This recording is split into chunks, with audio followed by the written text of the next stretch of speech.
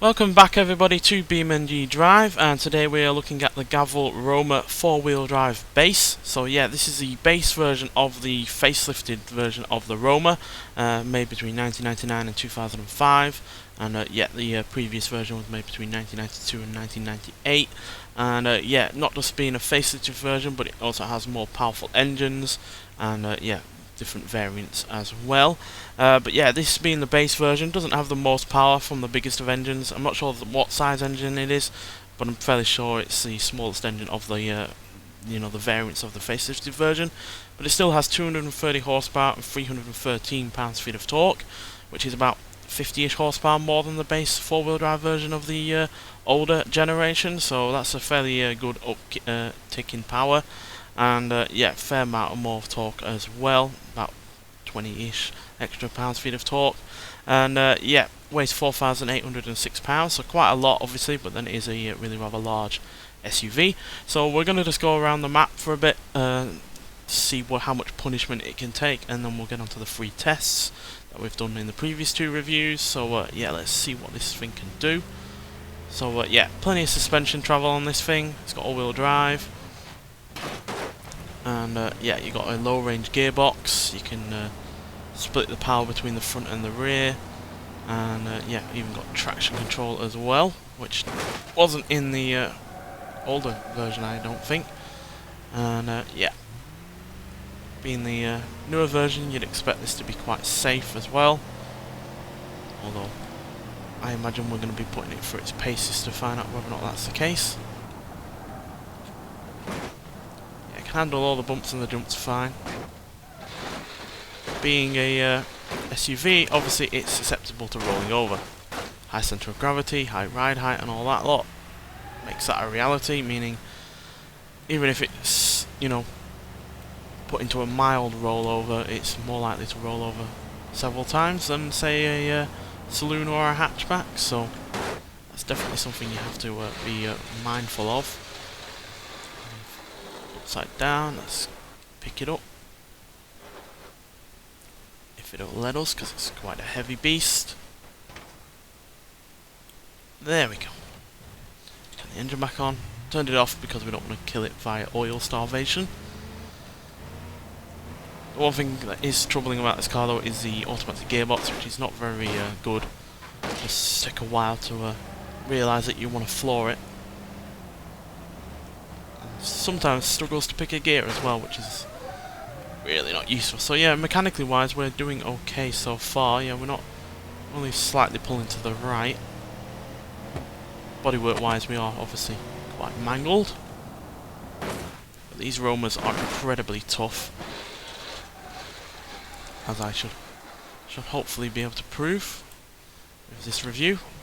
But yeah, it's also fairly quick as well for such a large and what's going on? Why is it struggling to move? And why is it turned off? Is the traction control playing up with us? Well, I was talking about it being a... oh, there we go, yeah, come on. I think the traction control was interfering because maybe the wheels are out of balance, so not quite pointing straight anymore. Yeah, the traction control is playing up. But yeah, despite being as heavy as it is and being as, not the most aerodynamic of vehicles ever, it's still fairly quick in terms of acceleration. 0 to 16, 7.6 seconds. 0 to 123.4 seconds, and it going to a top speed of 125 miles an hour. Wouldn't really want to be going in this any faster than that, to be honest. No idea why the car is struggling to keep up speed. It doesn't seem to have anything wrong with it.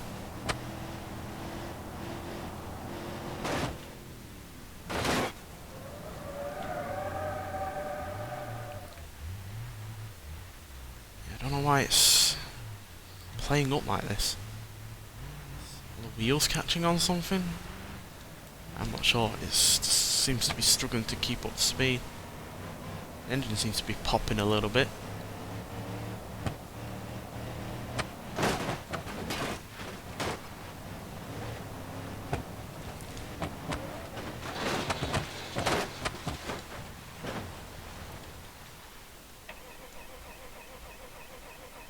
Yeah, no idea what's going on with this car. It seems to not want to go anymore. There's nothing technically wrong with it. We see the damage on the side there.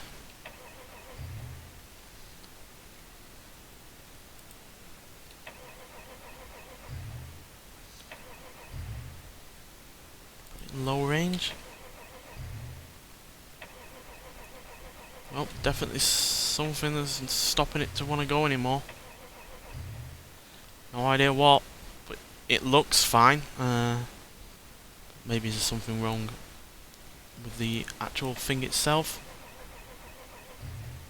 In terms of the game, I'm not sure. But yeah, it is a tough vehicle, no doubt about that, but for whatever reason it's deciding not to want to go anymore.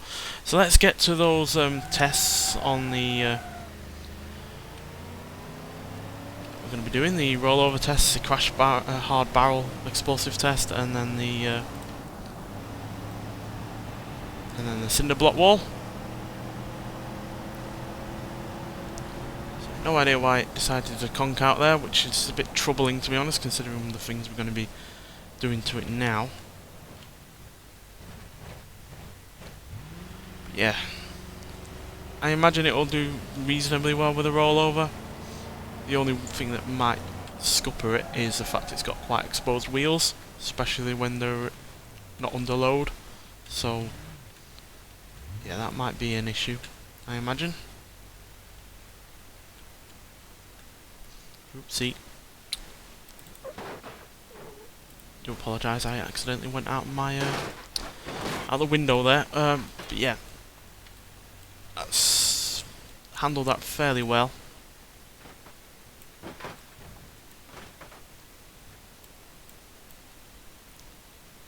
Roof has obviously caved in, but we've not lost any wheels, even though I think they're a little bit out of line, especially this one on the right here. But yeah, that seems to have handled that fairly reasonably well, so let's see if it can handle it a second time. Yeah, those wheels are looking a little bit suspect. Off-road tyres on off-road vehicles generally are quite susceptible to falling off. I've seen it in many a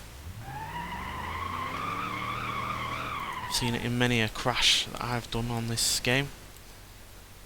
Obviously I am not helping it by doing this by accident.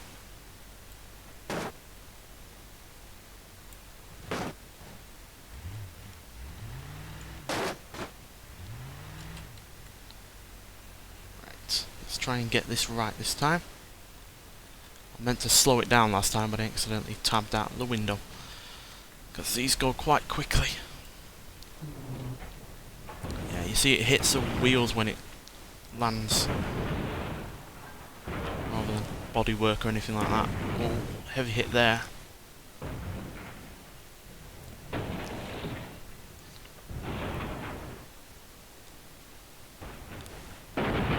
Oh, heavy land on the rear then.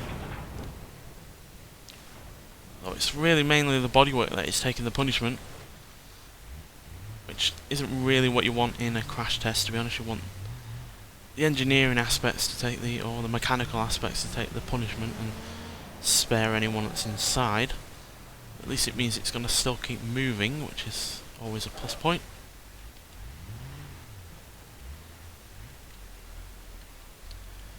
Right, let's see if we can take it one more time.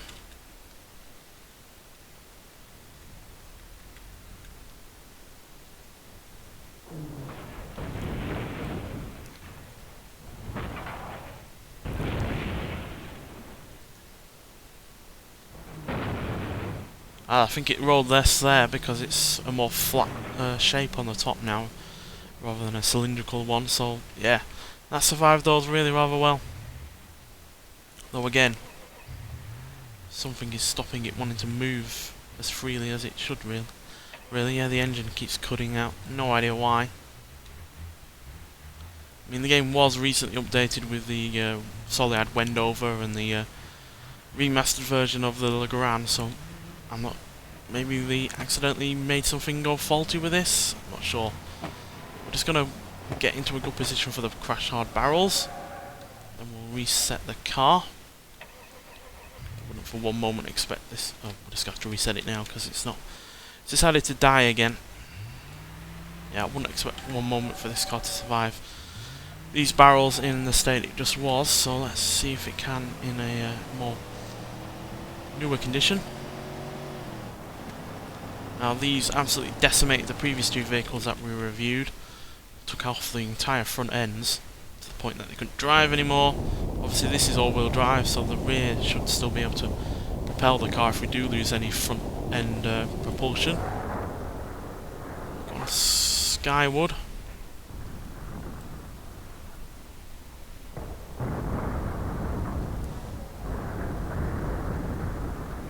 It's taking a lot of damage.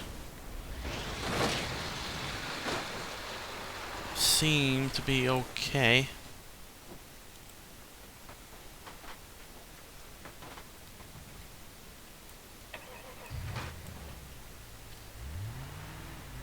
Yep, still driving.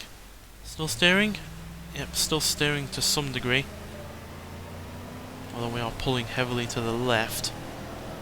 And no surprise, look at the state of those front wheels. They're pointing in two different directions there, which is not useful. And the interior has taken a fair bit of damage, but I imagine the passengers and the driver would be fine.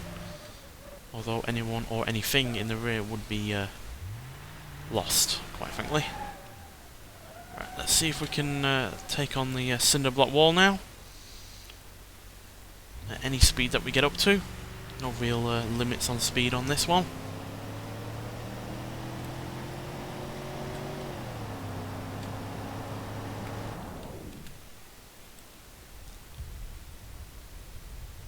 Well, inevitably the bodywork is taking damage. That is no surprise, but will the windscreen and the rest of the car survive to not impede upon anyone inside?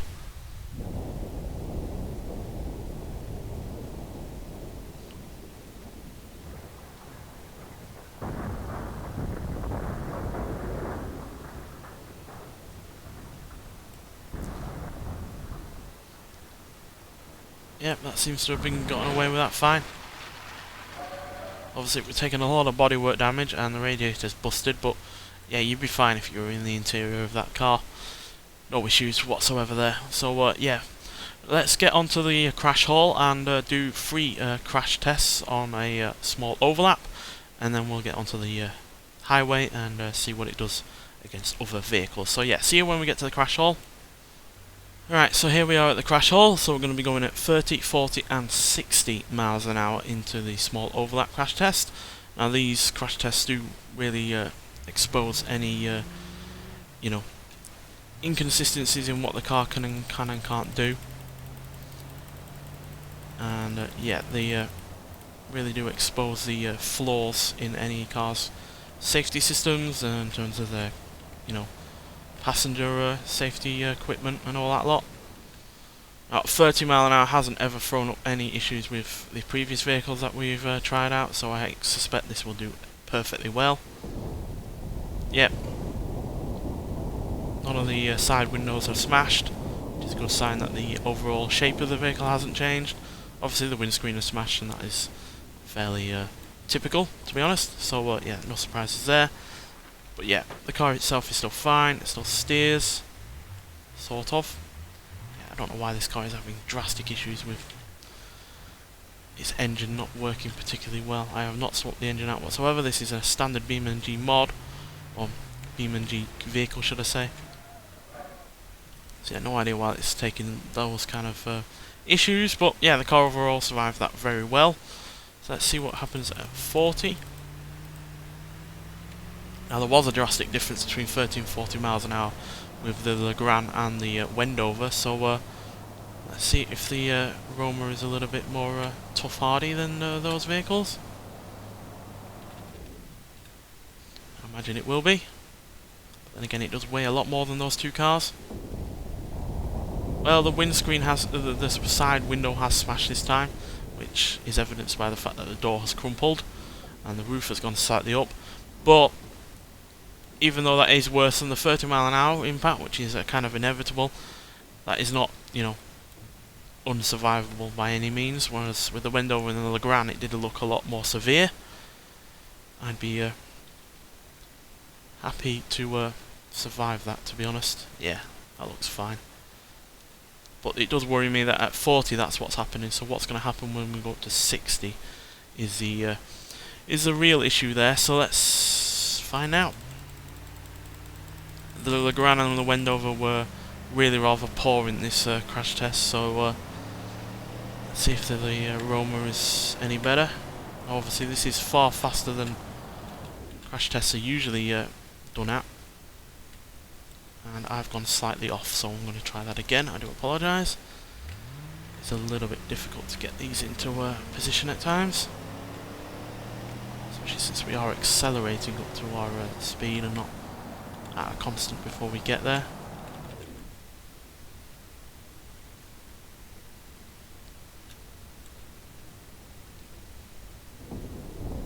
Oh! Oh dear. Oh dear, that's way worse than the Legrand and the Wendover. At least they didn't strip themselves down to the chassis. Ow. Yeah, it completely bypassed pretty much everything that was protecting the people inside. Hit the firewall and just crumpled in the process. Yeah, the steering wheel is practically... to me, it looks like it's in the... yeah, it's practically in the cup holders in the centre of the console. Ow. Rear passengers would probably be alright, but yeah, driver and passenger in the front would not be, I imagine. That is devastating. I'm going to do it again because I do feel like I was slightly off centre, or slightly further to the right than I normally would be. So I'm going to just try it one more time just to make it fair. Because if it's going to fail at this one as well, then there's no hope for it, quite frankly.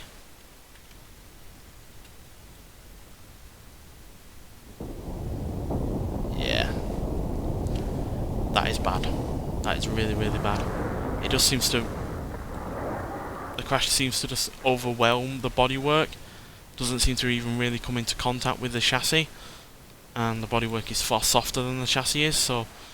the chassis is adding to the crash by being so heavy, but then it's not stopping the crash being as severe because it's just not coming into the overall crash itself to help. So yeah, you're getting the you know, the bad side of both areas there. You're getting the extra weight, but the weight isn't playing a role in terms of stopping the crash being as severe. It's just making it worse. So yeah, that is horrific. That is so. Yeah.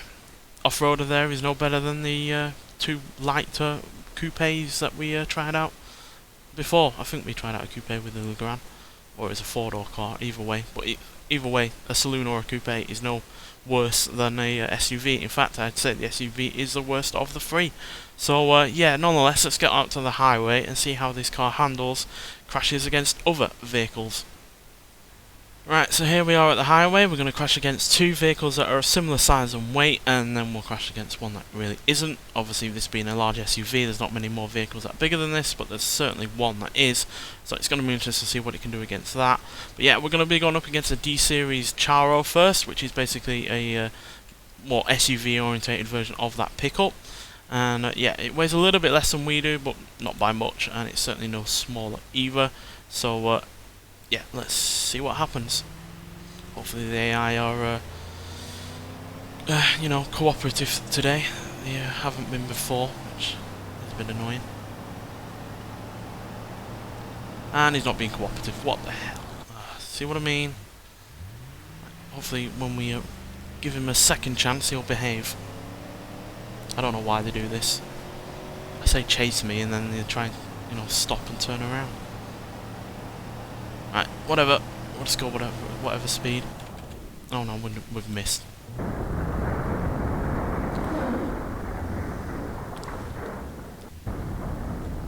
Behave, will you? If he doesn't do it this time, I'm just gonna try and, you know, make him go in a direction that I want.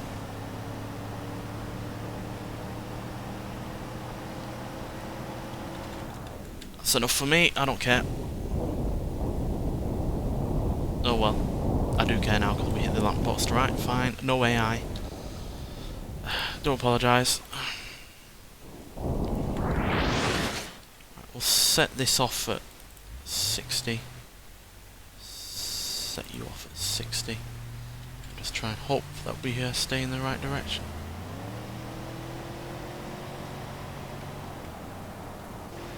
Keeping them at a certain speed just so we can guarantee that they'll hit each other rather than roaring off at whatever speed.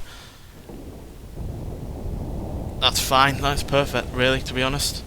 Roof's gone a little bit and the door has crumpled, but considering it's, you know, two £4,000 plus cars hitting each other at 60 miles an hour, it's fairly impressive that either has gotten away with that as well as he have, to be honest. So yeah, though I would say the D series looks like the safer of the two, to be honest. Maybe because it weighs less and therefore there's not much momentum behind it in comparison to this Roma. But either way, that's done fine. Though they are well and truly wedged. So that's a bit of an issue. Right, we're going to go up against, I think, the Gavril H series. I think that weighs about the same as we do. We'll just check. We're £4,806.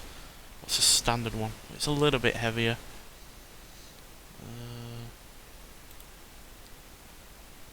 Mods don't have any weight, so yeah, we'll try against something a little bit heavier. I guess it's only fair that we went up against something lighter before, and it is from around the same period as this anyway, so that'll do. Right, let's set you off at 60.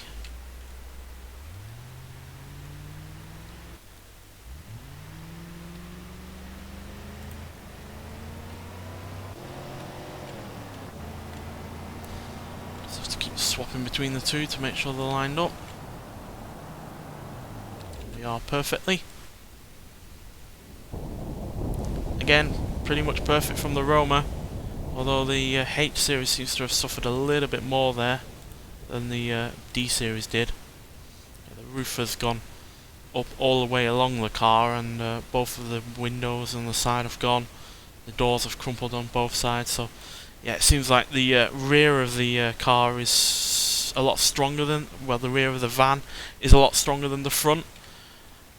So you can basically see the seam line along the top there and down the side, where all this bit at the front is really rather quite soft, whereas everything behind it is really rather rigid, and it's kind of playing havoc with the safety of the front. It's probably why the H series has been in so many awful crashes in my time of playing this, because yeah, the rear is so strong that the front cannot take any impact, and obviously when you crash you stop dead, and then the rear is still moving at the same kind of speed, even for half a second or whatever, and that's enough to just play havoc with it coming at the rear as well as at the front. So it's basically been in two crashes at once. So yeah, that's no surprise that it's behaved that way when it's built in that manner, but whatever, that's just the way it is sometimes. Right, let's go up against something completely, you know, unsuitable for the Roma. Gonna go for T series, and we're gonna get in the ram plow, but I am gonna take the ram plow off. It's purely because this is the fastest version of the T series, and we do want to guarantee we get up to, you know, 60 mile an hour or thereabouts. So just go for a front bumper. There you go, it's gone. Right.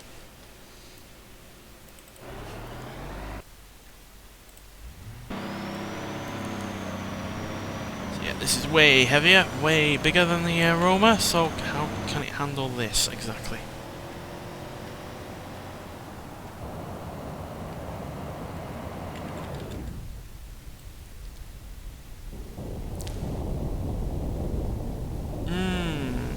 I'd say reasonably well. I mean, it's not perfect by any means, but especially for the passenger. If you consider how this car handled that 60 mile an hour offside impact, I'd say that dealt with it reasonably well. Obviously we didn't come against it 100% at the front. I think we're about 10% off. You know, considering, you know, what it's going up against of all things, I think that survived it reasonably well. Yeah. I imagine if it was more dead on front, that it might well have been a bit more even across the board in terms of the damage, but yeah, I'm fine with that, to be honest. So yeah, there we go. Survived the grid map okay. Obviously the car itself did struggle in terms of its engine staying going. But yeah, it survived the rollover crash test fine. Survived the explosive barrels really rather well. It was perfectly well in terms of the cinder blocks. Was really rather good in terms of the 30 and the 40 mile an hour impacts. But in terms of the 60 mile an hour impact, it was really rather quite poor. I'm starting to see a pattern here with that 60 mile an hour impact, with 3 cars in a row now being rather poor in that area. So any car that isn't going to be poor in that 60 mile an hour impact and is good in all the others is going to probably be the best car that we're going to review on this game. But yeah, and it survived these 3 well, I say real life, but these 3 vehicle-on-vehicle crash tests really rather well as well. So yeah, massively impressed with the Roma, to be honest. Certainly lived up to its reputation of being one of the toughest vehicles on this game, and yeah, it is really rather fun to crash as well, because it's not always predictable in terms of what will happen with it. But nonetheless, thanks for watching, and I'll see you in the next one. Bye!